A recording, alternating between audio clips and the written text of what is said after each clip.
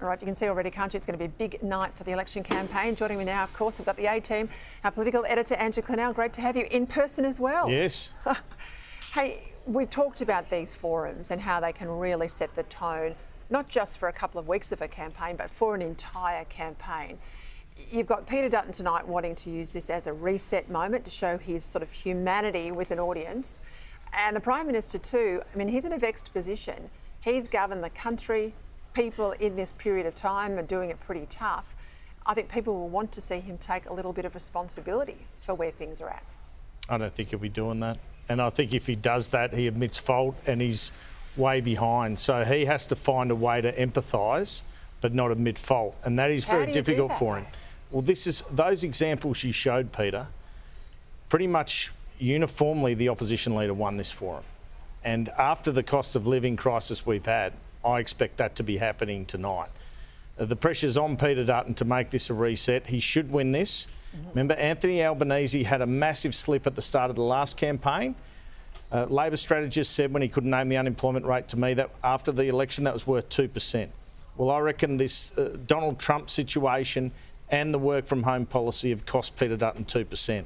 Now, Albanese was able to have a good performance in the forum. He then had COVID and was off for a week.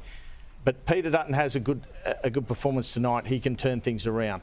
He needs to get the subject off work from home, off Trump, give answers to them, but kick them out of the way, get in on Labor's record, but most importantly of all, because we've seen him bag Labor for 3 years, show us that he's a viable alternative Prime Minister. That's the test tonight, but I still think it's advantage Dutton as we go into this because of the last 3 years and because he's the opposition leader. And frankly, when I'm watching tonight, I've already heard the lines from Albanese. I could rehearse them for you. We started inflation with a 6, it went to a 2, etc., etc.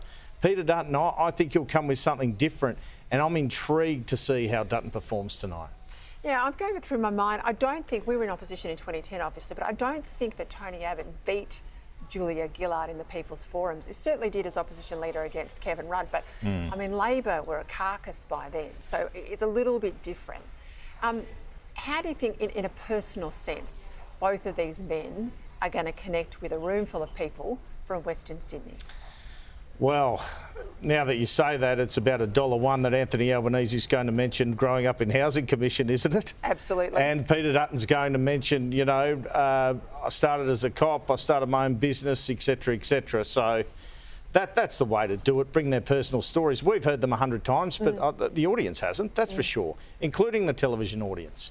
I think, obviously, again, people have heard Albanese's before. This is where Dutton has an advantage. He has an advantage to come out there, perform well. He's got to find that balance between connecting with the audience and the television audience and still attacking Anthony Albanese. But he's got an opportunity to really introduce himself to the Australian people. A lot of people just would not know a lot about it. Also pretty hard, I think, here with this audience for the Prime Minister to blame Peter Dutton when he's been the PM for 3 years and Dutton's been in opposition. Yeah, I mean, look, Albanese's strategy here is to say we've got a choice. They've had this work at home policy, they had to dump it.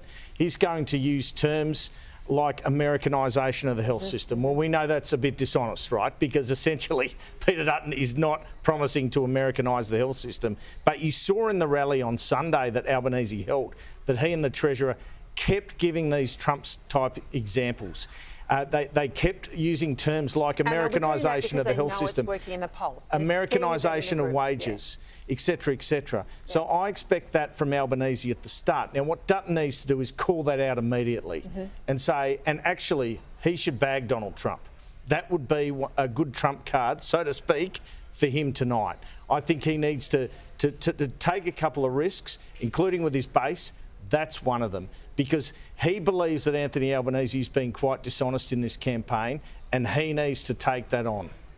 What about these reports today? Not only has he got a banned former lobbyist in his inner sanctum, this is the Prime Minister, but he's also got his old mate Daniel Andrews as one of his key strategists. Yeah, well, I know for a fact that he hasn't been preparing with him in the direct lead-up, but last Wednesday they had a meeting in which the debate was discussed, and Andrews, who was a former staffer with him, I think, in Canberra, I think they shared a house at some that time, Perhaps Albanese was an MP, he was a staffer. I don't know. They've known each other for years, where he helped him prepare. Obviously, Andrews has been in a lot of these people's forum situations.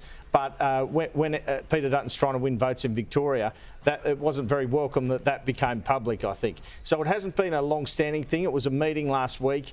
Since then, Albanese's been rehearsing with his staffers, as I understand it. I got a tip up from a Labor contact of mine about 3 or 4 weeks ago to say there was some talk that Andrews would join him on the plane, but that the strategist thought that was a bridge too far. Yeah, I could never see that happening, and Mark Butler's joined him, who's a close ally from the left.